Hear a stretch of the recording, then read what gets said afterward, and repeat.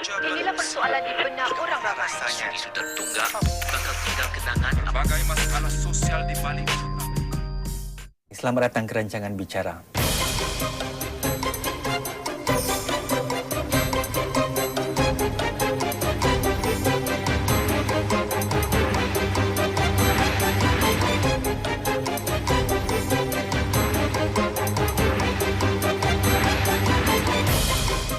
I declare Madam Halima Yaakob to have been duly elected as Speaker of this Parliament. Bicara malam ini mengetengahkan tokoh Melayu dan nasional yang sudah banyak memecahkan siling kaca sepanjang kerjayanya. Terkini, beliau menjadi wanita pertama negara ini dijunjung sebagai Speaker Parlimen Singapura. And I expect debate to be vigorous. Hello, I am Halima Yaakob. Pada tahun 2001, Puan Halimah mencatat sejarah apabila beliau menjadi wanita Melayu pertama menjadi anggota parlimen sejak Singapura merdeka. Ternyata dengan latar belakang sebagai pejuang pekerja di NTUC ditambah dengan kemahiran komunikasi yang luar biasa, beliau menjadi AP yang sangat popular, iaitu bukan di kalangan orang Melayu sahaja. Di peringkat nasional, Puan Halimah terkenal sebagai AP yang lantang bersuara bagi nasib golongan susah dan juga golongan wanita. Sebagai Menteri Negara di MCYS dan MSF, Puan Halimah antara lain berjuang memperbaiki pendidikan prasekolah, membantu golongan bawahan menerusi skim seperti Comcare dan juga menjuangkan kebajikan bagi para pekerja pembantu rumah. Yang pasti, pencapaian Puan Halimah Yaakob terlalu banyak untuk disenaraikan dan semua kejayaannya itu dicapai bukan kerana beliau wanita atau Melayu, tetapi kerana beliau seorang bakat dan pemimpin yang terus terbukti kebolehannya. Puan Halimah Yaakob, selamat datang ke rancangan Bicara. Terima kasih. Baik, pertama sekali tahniah di atas pelantikan anda selaku Speaker Parlimen Singapura ya. Memang tak boleh disangka lagi Puan Halimah, anda seorang superstar dalam masyarakat Melayu kita ya. Anda seorang idola dan ini saya kira bukan suatu exaggeration kata orang putih ya. Kongsi dengan kami perinciannya apa yang berlaku sebenarnya. Bila sebenarnya PM Lee berkata kepada anda, Halimah, saya mahu anda menjadi Speaker Parlimen yang baru. Beberapa hari setelah kejadian Encik Palmer meletakkan jawatan, Perdana Menteri memanggil saya dan beliau mengungsikan pendapat beliau iaitu untuk melantik saya sebagai Speaker Parlimen. Ini bertemu secara perseorangan? Secara perseorangan lah. Dan saya pun beritahu Perdana Menteri bahawa saya amat menyukai kerja yang saya sedang lakukan di MSF dan seperti kerja yang saya lakukan bekerja dengan mereka yang kurang bernasib baik, dengan kanak-kanak, dengan keluarga, wanita dan sebagainya. Dan saya rasa, saya bagi tahu Perdana Menteri, saya rasa agak beratlah untuk meninggalkan kerja-kerja tersebut. Dan Perdana Menteri akur tentang perasaan saya dalam hal-hal tersebut. Dan Perdana Menteri mengatakan bahawa jika saya menerima perlantikan beliau, nominasi beliau, beliau akan terus memikirkan bagaimana dapat saya libatkan diri, teruskan usaha dalam kegiatan-kegiatan tersebut. Jadi setelah saya mendengar pandangan yang dibuat oleh Perdana Menteri dan usul beliau, maka saya pun mengatakan beliau saya rasa lebih confident untuk menerima saranan beliau, nominasi Ketika beliau. jawatan tersebut disuarakan kepada anda oleh Perdana Menteri apa reaksi spontan anda? Adakah anda terperanjat? Saya agak terperanjat juga sebab dalam kerjaya saya langsung tidak memikirkan daripada semasa saya masuki politik, daripada menjadi anggota parlimen, kemudian dilantik menjadi Minister of State. Tidak ada di dalam perkiraan saya, jangkauan saya bahawa saya akan menjadi speaker. Berapa lama anda ambil masa yang anda ambil untuk mengatakan kepada PM, ya PM, saya setuju? Terus terang saya mengatakan saya memberikan jawapan pada Perdana Menteri pada masa yang sama, iaitu pada bila Perdana Menteri memanggil saya. Dan tetapi yang penting bagi saya adalah apa yang dikatakan Perdana Menteri bahawa beliau akan terus memikirkan bagaimana dapat saya terus melibatkan diri dalam perkara-perkara pekerjaan-pekerjaan sosial yang sedang saya lakukan ini. Bermakna ya mungkin PM akur ya bahawa jika beliau tidak menyertakan ya klausa-klausa tersebut, mungkin Halimah Yacob akan mengatakan tidak ya. Mungkin juga sebab saya rasa kalau saya hanya terus lakukan pekerjaan sebagai speaker dan sesuatu peranan yang agak terpencil daripada masyarakat, tentu sekali ia tidak akan memberikan kepuasan kepada diri saya tentang bagaimana saya dapat menyumbang kepada masyarakat. Apa sebenarnya alasan utama PM ya untuk memilih anda yang beliau katakan kepada anda? Kata Perdana Menteri bahawa dia merasakan bahawa saya memang sesuai untuk melakukan tugas sedemikian. Beliau akur bahawa ini tugas yang berat, tanggungjawab yang besar, jadi beliau merasakan bahawa beliau berpendapat bahawa saya sesuai untuk melakukannya. Semestinya ramai yang ingin tahu ya, apa dia pertimbangan-pertimbangan ya yang bermain-main dalam fikiran anda ya untuk mengatakan ya kepada tawaran tersebut. Saya rasa pertimbangan yang paling penting bagi diri saya adalah ini adalah satu tugas yang perlu dilakukan. Jika Singapura memerlukan tugas sedemikian daripada saya tentu sekali mahu melakukannya. Apa yang saya katakan duty calls, tentu sekali saya gembira. Saya mempunyai kepuasan melakukan tugas-tugas yang sedang saya lakukan sekarang. Tapi jika ini sesuatu yang dikehendaki oleh negara kita, itu adalah satu panggilan yang harus saya sahut. Berapa lama anda duduk bincang dengan PM ketika itu? Selama sejam saya rasa. Lama juga ya? Lama juga. Baik Puan Halimah ya. Yang pasti di mata orang ramai ya, anda seorang yang sudah memecahkan banyak siling kaca ya. Ingin saya bariskan antaranya ya, anda wanita pertama yang menjadi speaker iaitu jawatan ketiga paling tinggi ya dalam negara ini ya. Dan di kalangan orang Melayu ya, anda menjadi pemegang jawatan pemerintah atau politik yang paling tinggi. Secara teknikal ya lebih tinggi daripada Dr. Yaakob Ibrahim.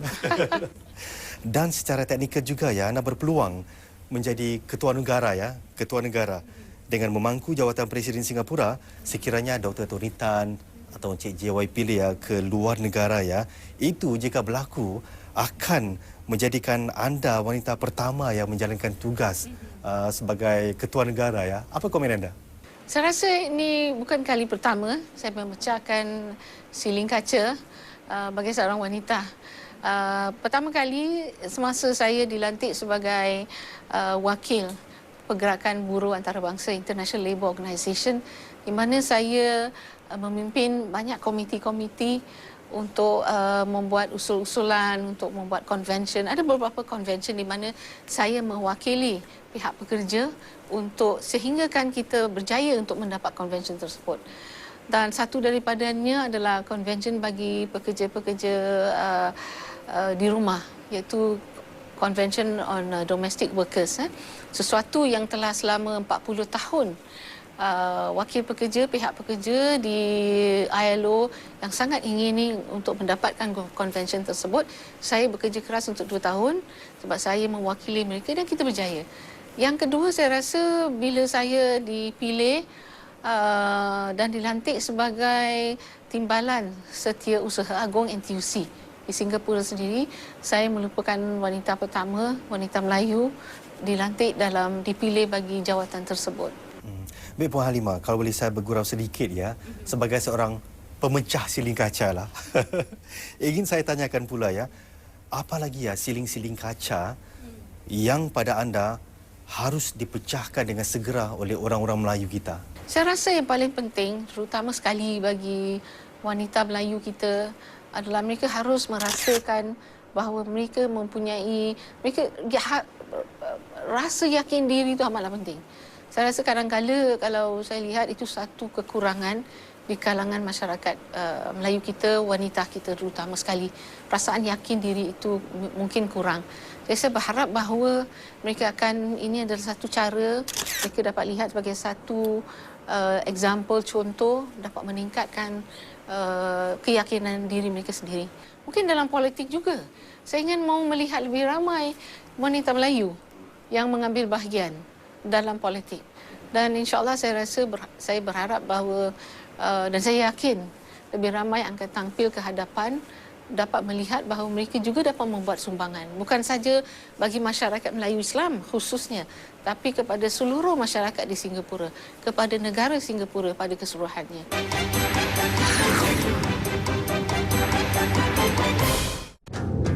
Muslihat yang selama ini tersirat. Makcik datang sini untuk kerja ke atau ada agenda?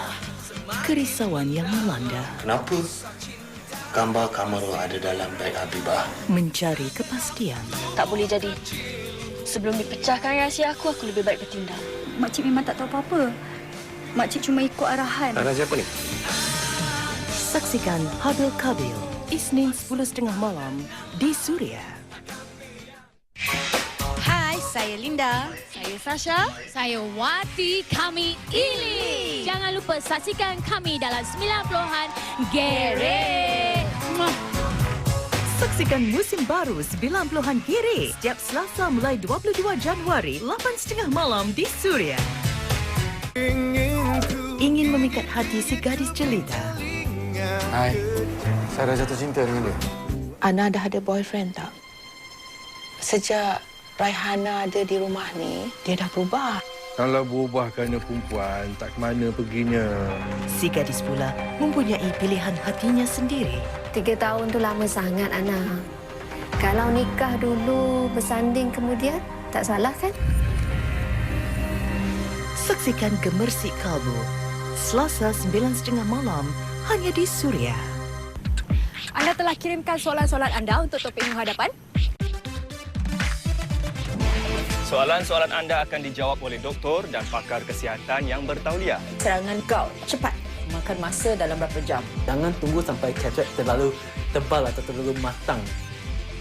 Pastikan anda berada di hadapan TV anda. Bersama kami dalam Tanya Doktor. Setiap Selasa 10.30 malam di Suria.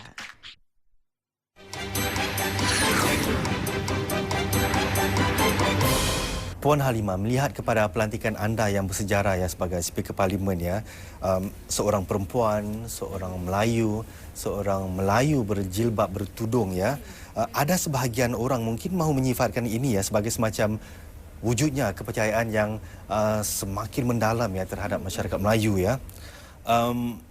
Adakah ini juga semacam menggambarkan ya bahawa kita akan melihat lebih banyak lagi perubahan ya melibatkan kepimpinan politik Melayu pada masa terdekat?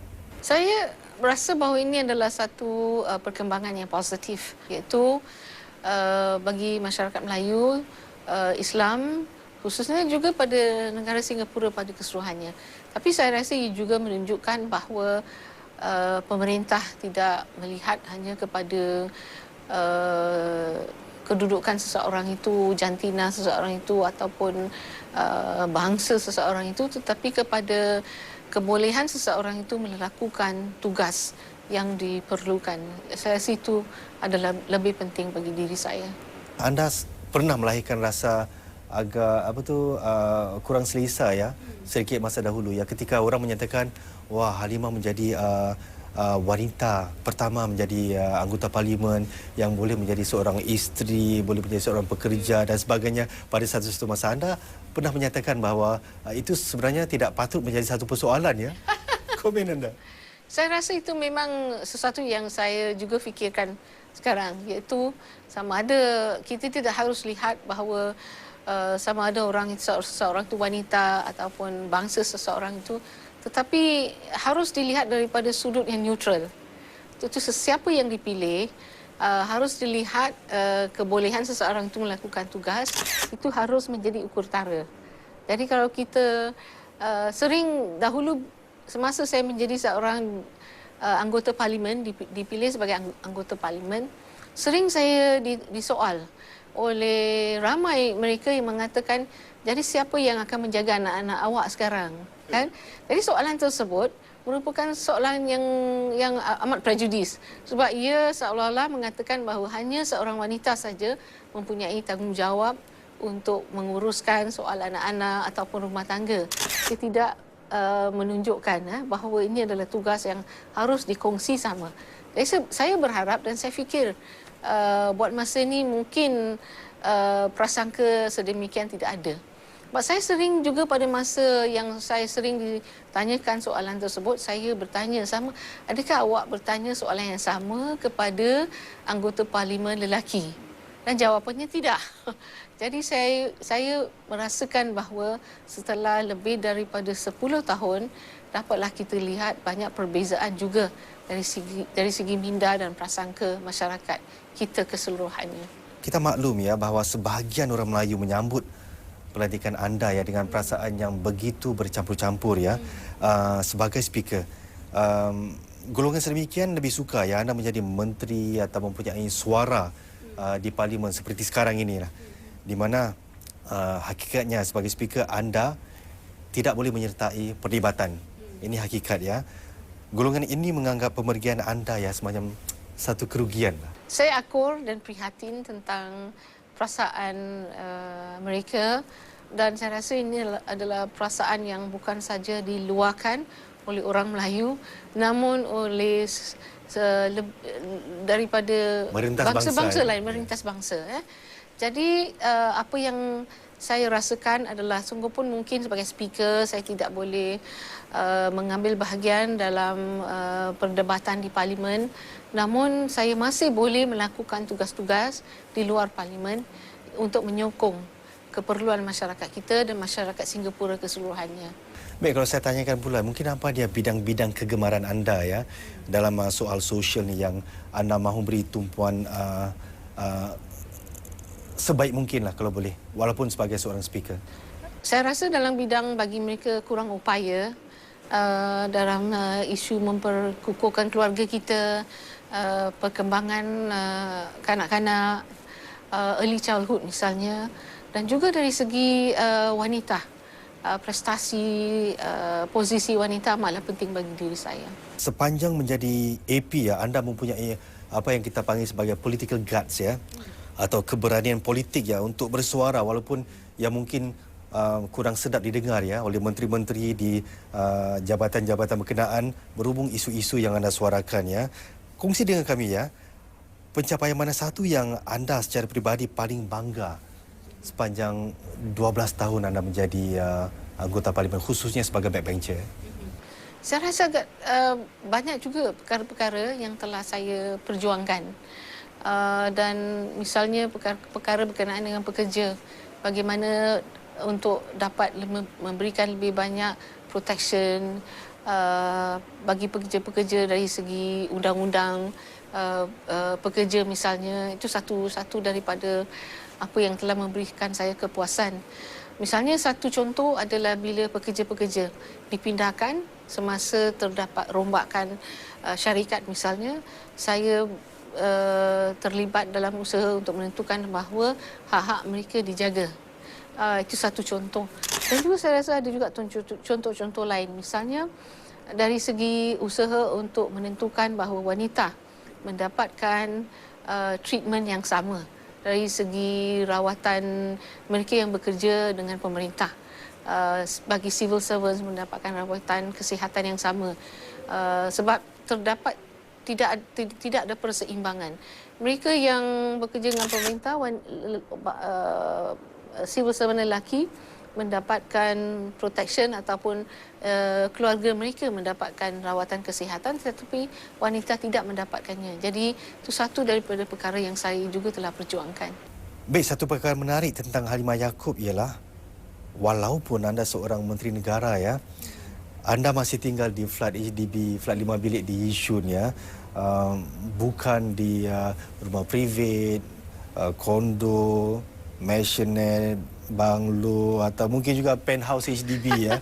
Walaupun anda sememangnya mampu, Puan Halimah ya, kongsi dengan kami ya sejujurnya ya, mungkin apa agaknya sebab yang paling mendalam dalam lubuk hati anda ya. Adakah ini juga ada kaitan dengan latar belakang anda yang anda dulu semasa muda pernah hidup susah ya? Bagi diri saya, kalau kita lihat tempat tinggal ia bukan saja kediaman semata-mata, tetapi tempat di mana kita mempunyai banyak apa yang kita lalui, iaitu kita membesarkan anak-anak, kita mempunyai banyak juga pengalaman yang pahit, ada pengalaman yang manis. Sesuatu yang penting bagi diri saya adalah bukan dari segi tempat tinggal sahaja, tetapi ia memberikan kenangan-kenangan yang manis. Ada juga kenangan-kenangan yang kurang manis dan sebagainya. Sekolah kehidupan ya? Betul sekali, sekolah kehidupan. Jadi saya rasa itu penting. Bukan sahaja kita lihat tentang sekitaran fizikal, sekitaran material. Lagipun saya rasa kalau kita lihat flat HDB bukanlah sesuatu yang tidak selesa. Namun ia sesuatu yang amat selesa. Terdapat banyak kemudahan yang penting. Dan bagi diri saya juga penting kerana saya mahu tinggal bersama dengan ibu saya. Ibu saya yang telah lanjut usia 88 tahun dan beliau lebih selesa hidup dalam keadaan sedemikian dengan adanya kemudahan perubatan dan sebagainya. Itu adalah amat penting bagi diri saya. Saya selesa di mana saya tinggal sekarang dan saya tidak lihat kenapa hanya kerana kedudukan saya telah berubah yang saya mesti menukar tempat tinggal saya. Dalam satu wawancara anda menyatakan ya bahawa sebagai seorang anggota parlimen dan juga menteri negara yang tinggal di flat HDB ya, ia lebih mendekatkan diri anda ya kepada kehidupan rakyat biasa ya. Sejauh mana ya kehidupan di flat HDB ini memberi anda suatu pandangan yang anda rasa mereka yang tidak tinggal di flat HDB ya, pemimpin yang tidak tinggal di flat HDB tidak dapat merasakan atau mungkin kurang dapat merasakan nadinya lah. Ya. Kongsi dengan kami. Saya rasa kalau kita tinggal di flat HDB seperti saya dapat menjiwai pengalaman seharian penduduk di flat HDB. Pahit manis yang mereka rasakan, sama ada lift dapat bergerak dengan baik atau tidak, tempat dijaga dengan bersih, terdapat keselamatan atau tidak. Jadi saya dapat memahami dengan mendalamnya apa yang mereka rasakan dan tidak payahlah mereka perlu menceritakan pengalaman mereka kepada saya sebab saya faham betul apa yang dirasakan mereka. Apakah anda pernah terperangkap dalam lift rosak? Oh, tentu sekali. Pernah terjadi kepada diri saya, tetapi nasib baik sistem maintenance lift tu berjalan dengan baik, dapatlah saya diselamatkan dengan secepat mungkin. Tetapi saya sering juga hadapi masalah di mana lift rosak dan terpaksa naik tangga dan turun tangga. Itu juga sesuatu pengalaman yang saya rasakan. Jadi saya tidak terpisah, tidak terpencil daripada pengalaman rakyat biasa.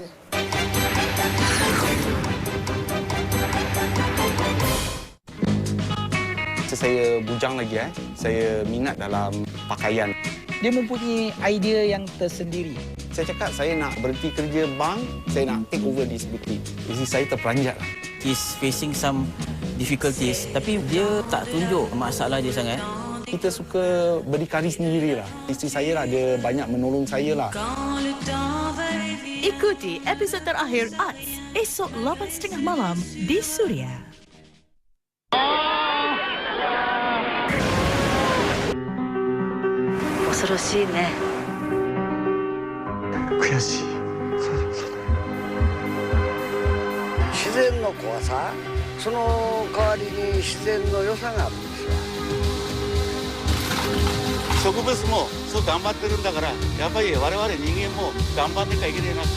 The Tsunami and the Cherry Blossom, Sunday at 8 p.m.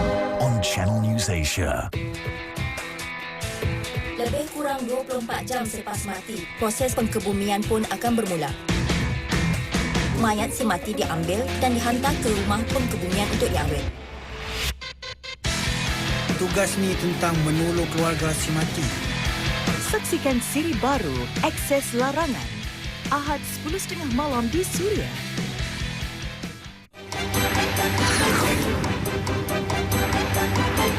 Saya kira mungkin masih terlalu awal ya untuk bertanya kepada anda. Apakah pembaharuan, style atau sebagainya yang mahu anda bawa kepada Dewan Parlimen sebagai speaker yang baru ya?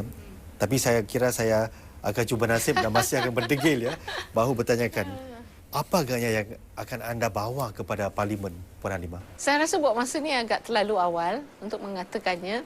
Namun saya berharap bahawa dapat yang paling penting sekali tugas seorang speaker mengendalikan sesi Parlimen dengan baik, dengan adil dan saksama. Dan saya juga berharap sebagai seorang wanita memegang jawatan speaker dapatlah membawakan persepsi, membawakan perubahan dari segi perspektif wanita.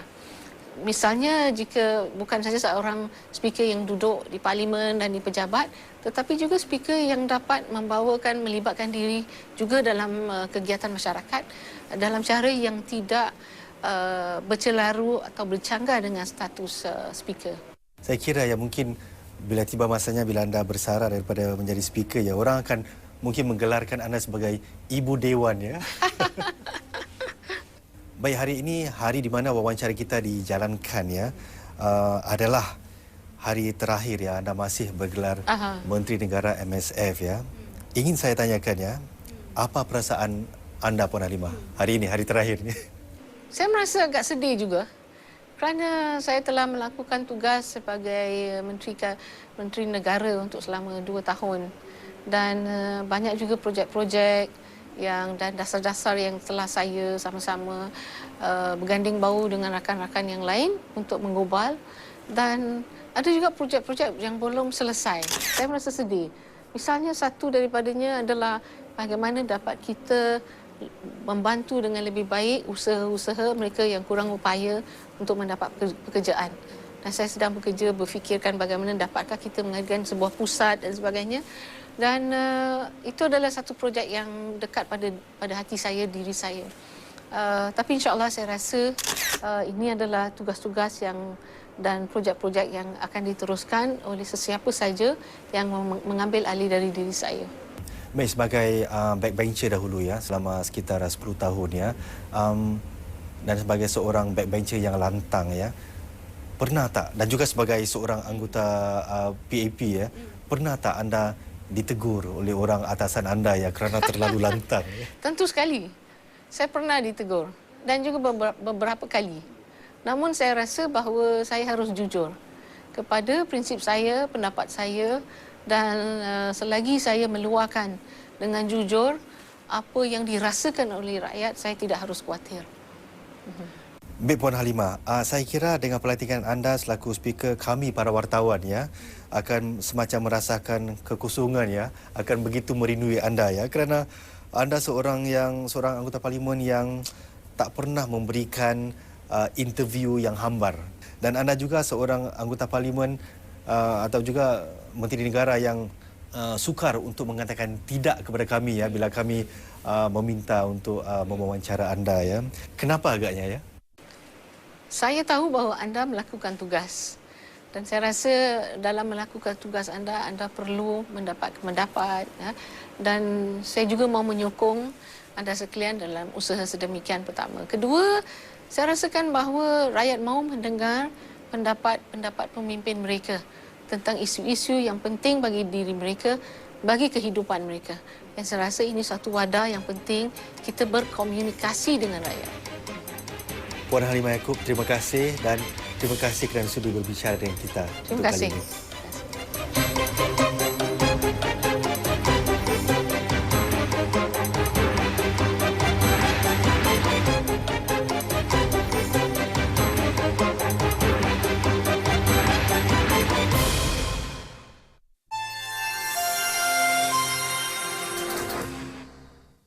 Anda tidak akan terlepas menyaksikannya lagi. Tonton di Zin MSN sekarang. Semua dah bersedia untuk menonton 99